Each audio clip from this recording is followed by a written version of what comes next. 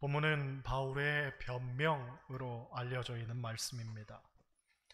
그런데 그 내용을 보면 실제로는 변명이라기보다는 간증을 하고 있습니다. 곧 자신이 전과 예수님을 만난 후가 어떻게 달라졌는가를 간증하고 있습니다. 먼저 예수님을 만나기 전의 삶입니다. 3절 말씀 한번 보겠습니다. 3절 같이 읽어요.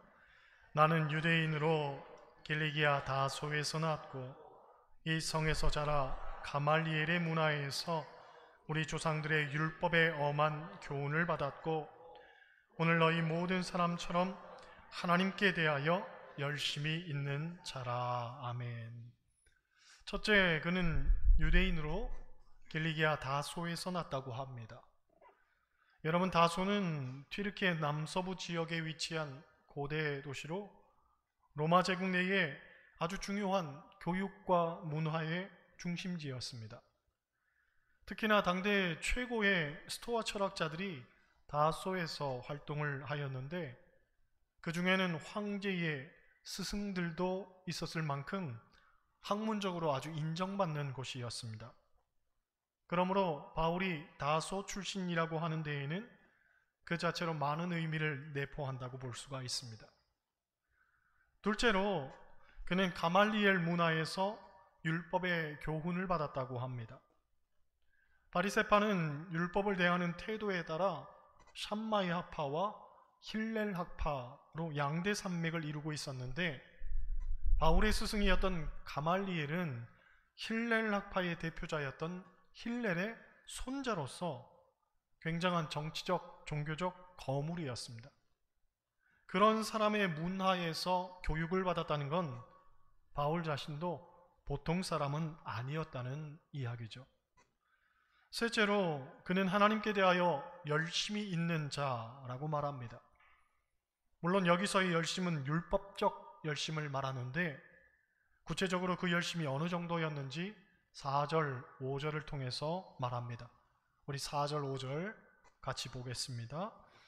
내가 이 돌을 박해하여 사람을 죽이기까지 하고 남녀를 결박하여 옥에 넘겼노니 이에 대제사장과 모든 장로들이 내 증인이라. 또 내가 그들에게서 다메섹 형제들에게 가는 공문을 받아가지고 거기 있는 자들도 결박하여 예루살렘으로 끌어다가 형벌받게 하려고 가더니. 아멘. 내가 이 돌을 박해했다고 합니다. 이 돌은 기독교 신앙을 말합니다. 즉 바울은 예수 믿는 사람을 결박하여 옥에 가뒀을 뿐만 아니라 그 사람들을 잡아 죽이기까지 했습니다. 그리고 그러한 사실은 대제사장과 장로들도 다 알고 있는 것이므로 과장을 하거나 거짓말하는 것도 아니라는 거죠. 그만큼 바울은 율법에 있어서 진심이었고 극단적 유대주의 사상에 물들어 있던 행동가였다는 겁니다. 그런데 그런 바울이 예수님을 만나서 어떻게 변화되었는가를 6절부터 이야기하고 있습니다. 6절 같이 읽겠습니다. 가는 중 다메섹에 가까이 갔을 때에 오정쯤 되어 호련히 하늘로부터 큰 빛이 나를 둘러 비치매. 호련히 하늘로부터 큰 빛이 나를 둘러 비쳤다고 합니다. 여기서 우리는 두 가지를 주목하게 되죠. 하나는 호련히입니다. 호련히. 사전을 보면 이 말은 뜻하지 아니하게 갑자기라는 뜻을 갖고 있는데 여러분, 예수님은 호련히 찾아오시는 분인 줄 믿습니다. 사실 신앙생활은 예수님을 만나는 일이라고 할 수가 있습니다. 그런데 예수님을 만나는 일이 쉽지만은 않습니다. 왜냐하면 내가 예수님을 찾아가는 것이 아니라 예수님께서 나에게 찾아오시기 때문에 그렇습니다. 그래서 언제 오실는지 아무도 모릅니다. 물론 생각보다 빠를 수도 있지만 우리의 예상보다 아주 늦을 수도 있습니다. 그래서 성경은 호련히 라는 말을 쓰는 거죠. 사도행전 2장을 보면 성령이 제자들에게 찾아오셨을 때에도 호련히라는 표현을 사용합니다. 호련히 하늘로부터 급하고 강한 바람 같은 소리가 있어 그들이 앉은 온 집에 가득하매. 그렇습니다. 호련히라는 말 속에는 기다림에 대한 인고가 담겨 있습니다. 곧 주님을 기다리는 시간이 혹 지리하게 느껴질 수도 있지만 우리가 기다리고 또 기다리면 반드시 주님은 우리의 삶에 찾아오신다는 겁니다. 할렐루야. 또 하나 본문에서 주목하게 되는 것은 큰 빛이 나를 둘러 비쳤다는 겁니다. 여러분, 그냥 빛이 아니라 큰 빛입니다. 이전에는 경험할 수 없었던 빛, 세상에서는 단 한 번도 볼 수 없었던 빛, 그 빛이 나를 둘러 비추는 거죠. 둘러 비춘다는 말은 내가 주님 앞에 온전히 서는 경험을 했다는 겁니다. 다른 어떤 것도 내 주변에는 없고 오직 주님만이 내 앞에 서 있는 경험, 나만이 주님 앞에 서 있는 경험, 이것에 대해 키에르케고르는 신 앞에 선 단독자라는 표현을 사용하는데 저는 그 표현이 아주 마음에 듭니다. 곧 하나님 앞에 나만 서 있는 그런 경험을 말하는 거죠. 엄청나게 크고 밝은 빛, 그리고 엄청나게 크고 두려운 위험, 그럼에도 불구하고 나를 밝게 하고 따뜻하게 하는 능력, 바울은 그 빛 앞에, 즉 하나님 앞에 홀로 서 있게 된 거죠. 그런데 그렇게 하나님 앞에 서게 되니 실질적으로는 서 있을 수가 없는 겁니다. 그 위험 앞에 누가 서 있을 수 있겠습니까?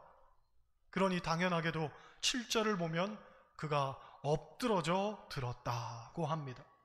공동번역에서는 그가 고꾸라졌다고 표현합니다.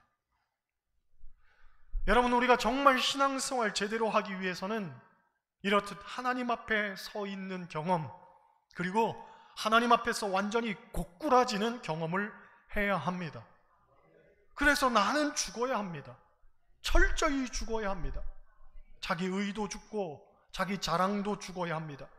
세상적 판단과 가치관도 죽어야 할 뿐더러 하다못해 자기 계획도 죽어야 합니다. 그래야 하나님의 부르심에 우리가 온전히 반응할 수가 있습니다. 일반적으로 부르심에는 두 가지 차원의 부르심이 있습니다.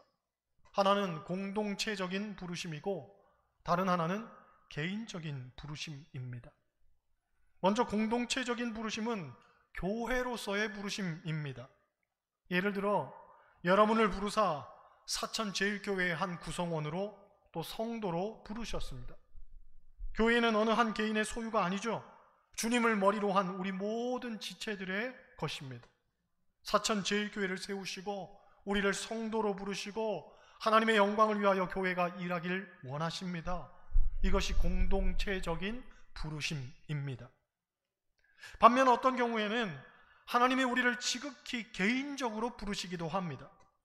오늘 본문에서 주님께서 바울을 부르실 때 이런 개인적인 부르심으로 그를 만나셨죠. 성경을 보면 그에게 말씀하는 소리를 아무도 듣지 못했다고 합니다. 주위에 많은 사람이 있었지만 주님의 목소리를 들은 사람은 오직 한 사람, 바울뿐이었습니다. 그런데 이 개인적인 부르심이 중요한 것은 하나님의 소명이 있기 때문에 그렇습니다. 즉 나를 부르신 하나님의 특별한 목적이 있는 거죠. 10절 말씀 보겠습니다. 10절 같이 읽어요. 내가 이르되 주님 무엇을 하리이까? 주께서 이르시되 일어나 다메섹으로 들어가라. 네가 해야 할 모든 것을 거기서 누가 이르리라 하시거늘. 아멘. 개인적인 부르심을 경험한 사람들은 한결같이 하나님께 이런 질문을 하죠. 주님, 제가 무엇을 하리이까? 주님, 제가 무엇을 하리이까? 성경을 보면 하나님이 모세를 부르셨을 때에도 모세가 물었습니다. 제가 무엇을 하리이까? 또 하나님이 기드온을 부르셨을 때에도 기드온이 물었습니다. 제가 무엇을 하리이까? 하나님이 엘리야를 부르셨을 때에도 엘리야가 물었습니다. 제가 무엇을 하리이까? 여러분, 우리를 하나님이 부르실 때 우리는 물어야 합니다. 제가 무엇을 하리이까? 세상에는 얼마나 많은 사람들이 있습니까? 지금 세계 인구가 약 83억 명에 달한다고 하는데, 그 많은 사람들 중에서 특별히 하나님께서 나를 찾아와 만나주실 때에는 나에게 사명을 맡겨주기 위함이 있는 거죠. 물론 우리가 세상에 태어났다는 것 자체가 이미 사명을 가진 이들이라고 할 수 있습니다. 사람은 누구나 무의미하게 살다가 그냥 죽으려고 태어난 인생은 아닙니다. 우리는 분명한 사명을 가지고 이 세상에 태어난 거죠.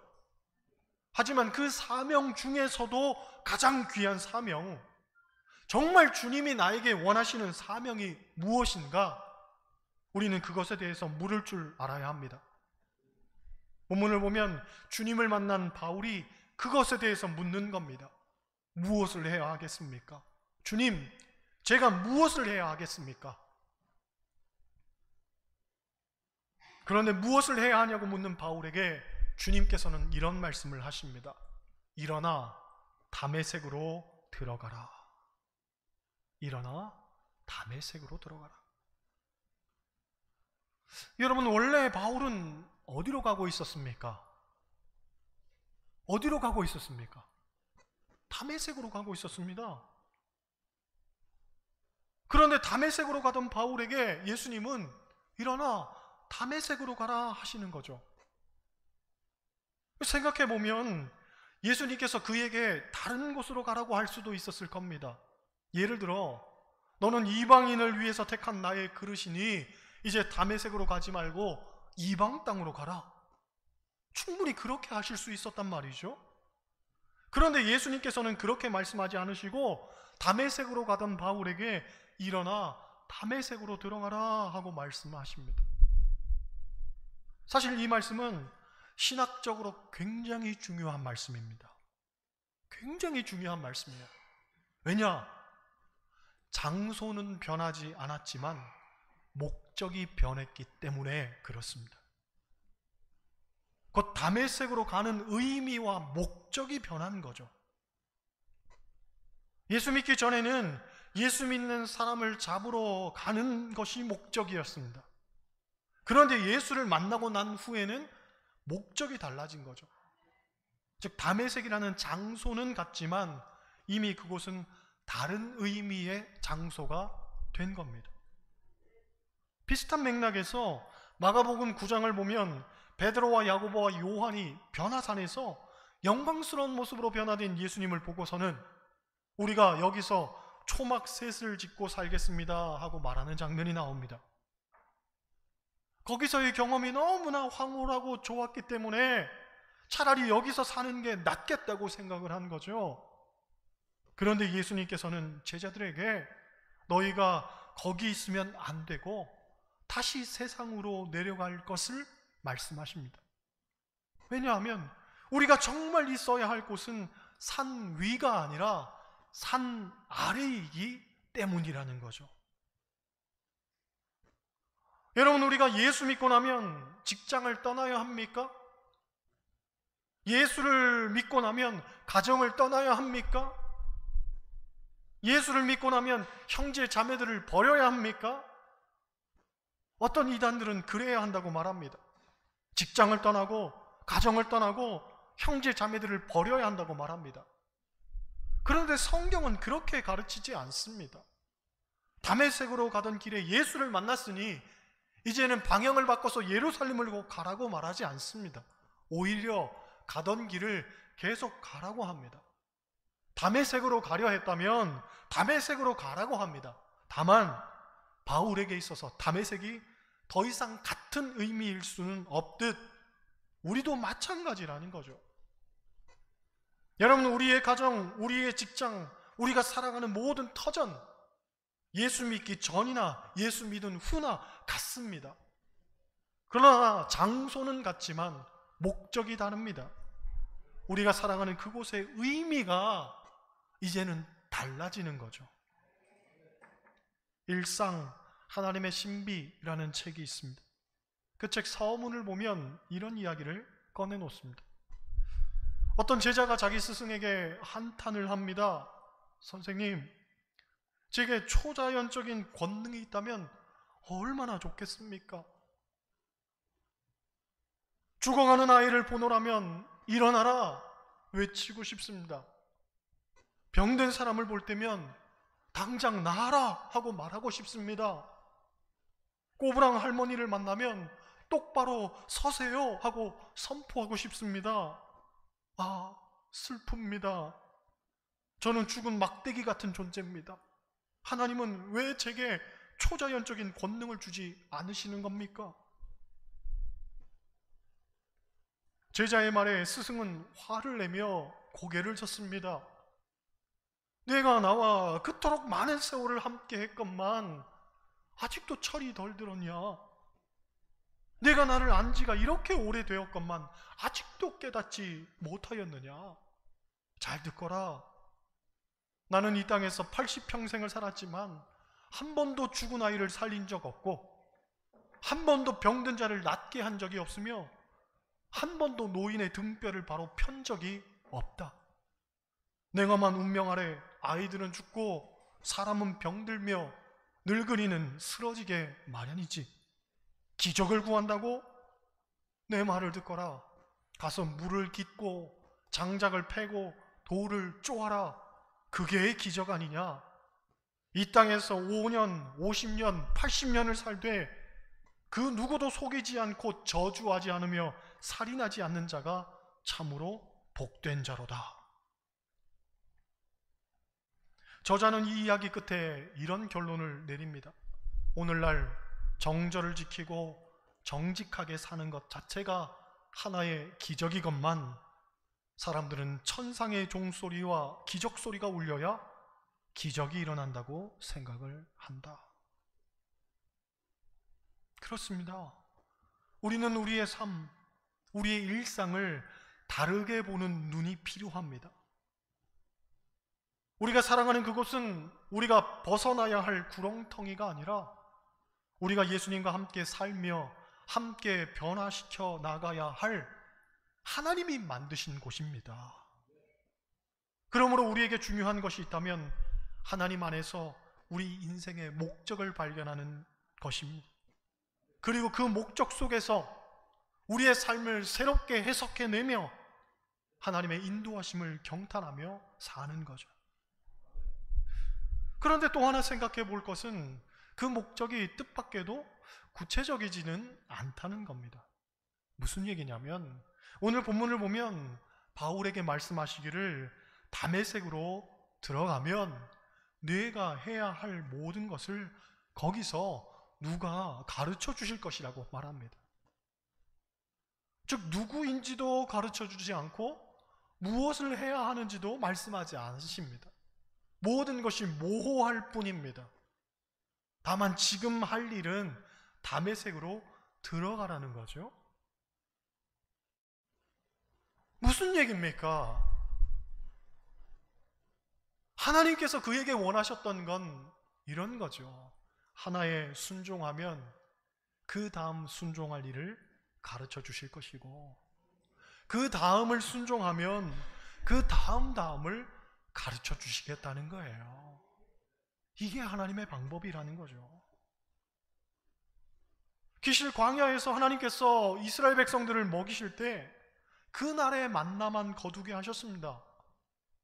혹 이스라엘 백성들이 그 다음 날까지의 만나를 거둬두면 다 썩게 하셨죠.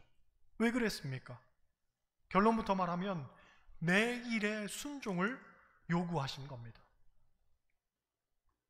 여러분, 신앙생활은 장족의 걸음을 크게 걷는 게 아니라 종종 걸음으로 주님의 발걸음을 따라 걷는 겁니다. 그래서 매일매일 주시는 은혜에 조금씩 젖어들면서 또한 매일매일의 순종으로 그리스도를 닮아가는 거죠. 예수님께서 제자들에게 기도를 가르쳐 주실 때에도 우리에게 일용할 양식을 주옵소서 하고 기도하라고 말씀하셨습니다. 곧 우리에게 필요한 건 일용할 양식인 거죠. 내일 일은 내일 염려하는 것이고, 내일 무엇을 먹을까, 무엇을 마실까, 내일 무엇을 입을까는 우리 주관이 아니라는 겁니다. 그러하기에 어쩌면 신앙생활은 내 계획을 가질 수 없는 일인지도 모르겠습니다. 그저 하나님의 뜻에 맡기고 사는 거죠. 세상 사람들은 계획을 잘 세워야 성공한다고 말합니다마는 하나님의 뜻에 맡기는 사람에게 계획이 어디 있습니까? 그저 하루하루를 순종하며 사는 것뿐 아니겠습니까? 그러므로 참된 신앙인은 풍족을 지향점으로 삼는 게 아니라 만족을 지향점으로 삼아야 합니다. 그리고 무엇이 있어서 만족하는 것이 아니라 하나님이 나와 함께 하신다는 것만으로 자족하는 거죠. 다메섹으로 가는 바울에게 하나님께서 하셨던 말씀을 다시 상기해 보면 누구인지는 모르겠지만 분명히 누구를 준비해 놓으시겠다고 합니다.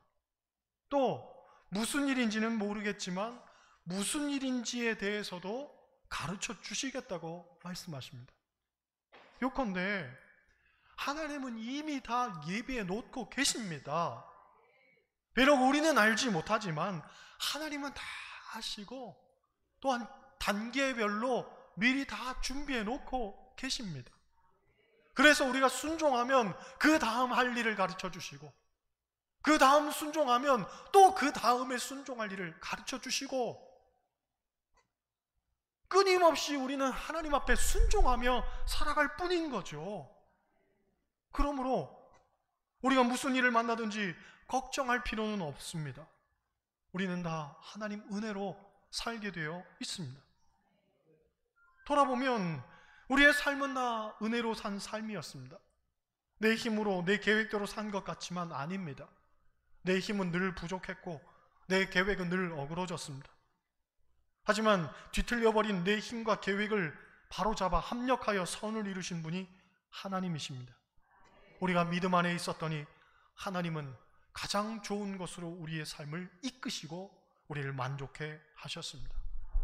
그러므로 예비하시는 하나님을 믿으시기 바랍니다. 우리가 할 일은 우리에게 주어진 하루하루를 순종하며 사는 일일 뿐입니다. 모처럼 믿음으로 자족하며 순종하고 승리하는 그런 삶 되시기를 주님의 이름으로 간절히 축원합니다.